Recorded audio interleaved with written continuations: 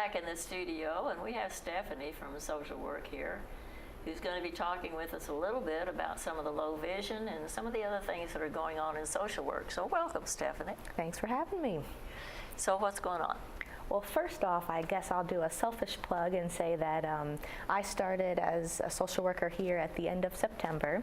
I filled the position for my predecessor, Catherine Hornbeck, and just want to say how grateful I am to be part of such a great social work team here.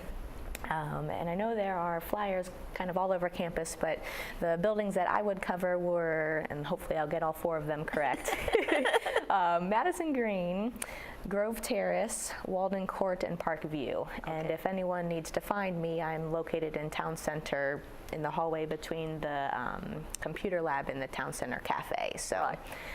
I'm not expecting hordes to come find me, but if they need me, wouldn't that be nice? That'd be nice. I'll have to get security outside the door. But like I said, I'm so happy to be here. And I think I will, again, selfishly take the opportunity, since I'm here chatting with you, to talk a little bit about the low vision group that we have here, which I believe I actually got the chance to talk about with Marcia Boyles on the last segment I was on. But we do have a low vision support group here. We typically meet the first Monday of every month, but the first Monday of January happens to be New Year's Day. So right. We figure you'll be recovering from the holiday, and we will instead be meeting the second Monday, which is January 8th. And we meet in the Town Center Music Room from 2 to 3 each month.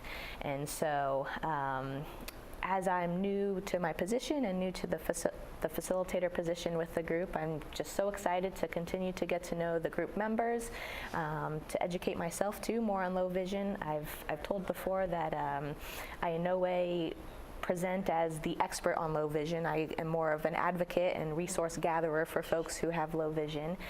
So it's a fun opportunity for myself as well. And we actually were excited. We have a gentleman named John Cox coming in January.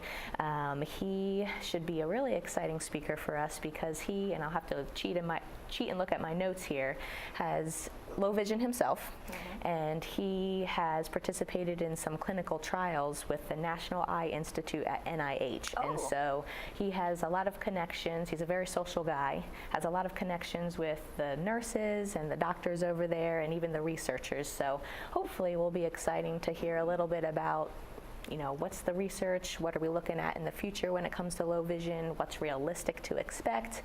But then on the flip side as well, you know, just as information is important, because he has low vision, we're hoping that he will also be able to start conversation with our members, you know, what's your experience with low vision? Right. And really, you know, share what's been going well, what have been the challenges, and hopefully share knowledge on products, technology, those sorts of things that help in terms of adapting with low vision. So we're really excited about it. That's great. I have a young friend, actually a friend of my granddaughter's, who is very much low vision. In fact, she's just gotten herself a dog. But she is involved in a program that makes, see if I can get this right, makes tapes that match movies. To where a person can, you know, a person with low vision can go to a movie and listen to this tape and know exactly what's going on. Okay, so kind of like caption, visual. Interesting. Do you happen to know what company it's? Putting you on the spot. No, I don't, but I could get it very easily. Yeah. Well, and you had shared with me, I think at the last time I was on Channel 6, that you are able to read Braille? Or no, I do Braille. You do Braille. So do you mind telling me just a little bit about it? I'm putting you on the spot again. I have a Brailler, which is a typewriter type thing. Okay. And I transcribe music and literary Braille. Okay, so you're actually creating the Braille. Yes, I'm creating the Braille. Fantastic. And so because you create it, can you also read it then? I can, not by hand. I read it by vision. Okay. Yeah. Interesting. Yeah. I know that. Merry Christmas! We have a visitor. Hello. Well, hello, Santa. How are you today? Well, Nice to see you all. nice to see you. Merry Christmas. I wanted to drop by and So let you know that I'm so pleased with everyone here at Green Springs. We are 100% on the nice list. Of course. course. 100%. Yes. I don't know if I believe that. Does that include staff too? That includes everybody on the grounds. Okay. So, Merry Christmas. I wanted to stop in and say hello to my favorite Channel 6 and all you people out there in Radio Land, as we used to say long, long ago. Long, long ago. So, it's nice seeing you. Merry Christmas. Merry Christmas Thanks for to stopping you. by.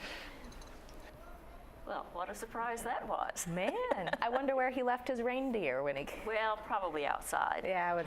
Hopefully with some coats. It's awfully cold out there. Right, it is. Okay.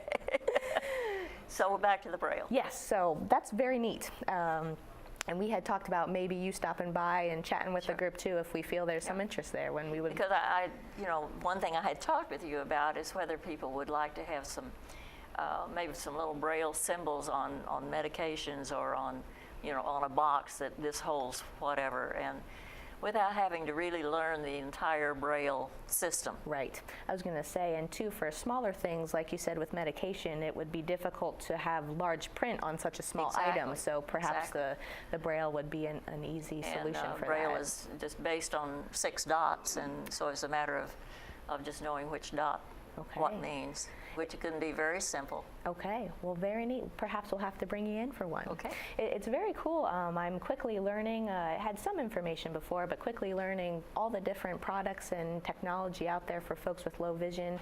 Right. Just the other day, I had a resident share that she has a clock. She just presses the button. It tells her what time it is. There are checks that have bolded print and bolded lines you can get from, I think, your bank so that you can see your check writing better. So all those sorts of things, really exciting that we have that at our fingertips to try and make life a little easier with low vision. Right, right. Sounds great. Anything else for going on in social work?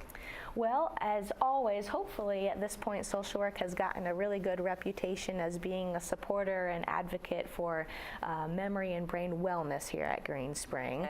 Okay. So although it's the holidays now, we're taking a little bit of a lull. We have a bunch of stuff coming back in the spring. So people might remember the brain train. I don't know if that's something you're familiar with. And so what that is it's a group that meets and they do exercise or movement. We have someone from the fitness center come in and they combine that with brain activities because there's a lot of research that suggests that physical activity is also important in terms of keeping your brain healthy. So I think that starts either in the end of January or February. And it meets weekly every Tuesday for about 4 weeks. So we've got that coming up. We also have a memory fitness class. It's a little more formal. It's based off of a book by Dr. Gary Smalls, and it is for several weeks. They meet twice a week and they talk about all the different tools and techniques you can use to maintain and improve your memory. So for example, if you go in the parking garage and you're parked at 3B, you can instead make a visual representation and remember, 3 bears, and that's something you can do to kind of remember something like that. So that's coming in March. And then we, of course, always have the Mind Benders group, which meets, I think, the second Wednesday of each month. And they just do a whole bunch of brain teasers and activities like that to keep your brain active. And it's a really good group of residents that come consistently, and newcomers are also welcome. Yeah. Okay. Thank you so much for coming in, Stephanie. Yeah, thanks again for having me. So if you want to get your brain moving, take advantage of some of these things. And if you find you're having a little difficulty seeing and glasses don't correct it, also take advantage of this low vision group because they do a marvelous job of helping you feel more comfortable in your world. So make sure you take advantage of these things that are going on.